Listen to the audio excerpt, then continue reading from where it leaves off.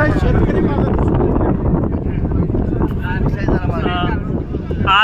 गव्हाण परिसरातील सर्व शेतकरी जे शक्तीपीठ बाधित आहेत हे इथं आपण जमलेलो आहेत आणि मी अमाप पाटील एक बाधित शेतकरी आहे। मी माझं आपल्यासमोर मत व्यक्त करतोय।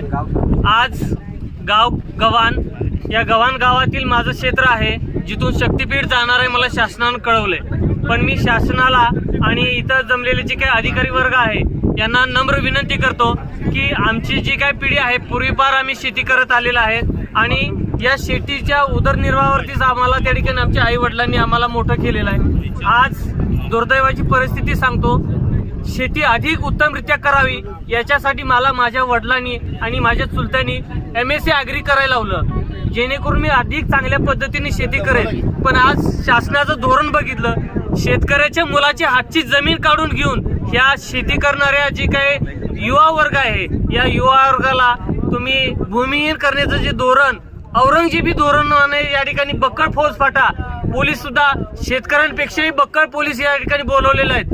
दडपशाही आणि दंडुकशाहीचं या ठिकाणी धोरण देवेंद्र फडणवीस सरकाराचं युती सरकाराचं इथे जे चाललेलं आहे हे आम्ही या ठिकाणी याचा निषेध आणि शेतकरी जे काही बाधित आहेत यांच्या वतीनं आम्ही या ठिकाणी हाणून पाडत आहोत। असले कुठलाही त्या ठिकाणी आम्हाला धोरण स्वीकारलेलं नाहीये।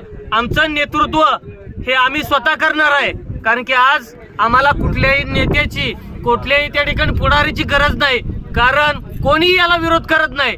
प्रत्येक पुढारी आपापलं त्या ठिकाणी मूग घेऊन बसलेला आहे। आम्हीच पिकवलेलं मूग घेऊन तुम्ही गप बसताय, आमच्या मतासाठी आमच्या दारावरती येत आहे। आणि आता जेव्हा शेतकरी एकटा पडलेला आहे, शेतकऱ्याच्या शेतावरती तुम्ही नांगर फिरवायला लागलेला आहे आणि अशा परिस्थितीत तुम्ही कोणी आपली भूमिका जाहीर करत नाही। मी या सर्व अधिकारी वर्गाने सुद्धा सांगतो, तुम्ही सुद्धा शेतकऱ्याची मुलं आहे, पण तुम्ही सुद्धा त्या ठिकाणी कुठल्याही बाबतीत जर दडपशाही जर दांडगावशाही करत असाल तरी शेतकरी बाबा अन्नदाता आहे, ज्याच्या जीवावर आपण सगळे जगतो, त्याच्या जर शेतावरती नांगर फिरवून असाल ही कदापि सहन करून घेतलं जाणार नाही।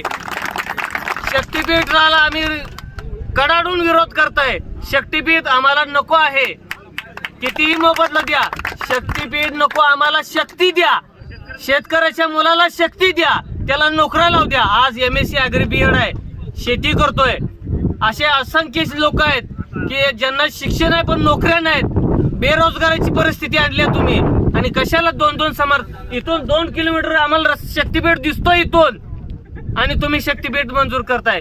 माझं मत आहे आमचं सर्वांची शेती वाचवा, करणारे हात वाचवा, शेतकऱ्याच्या मुलाबाळाला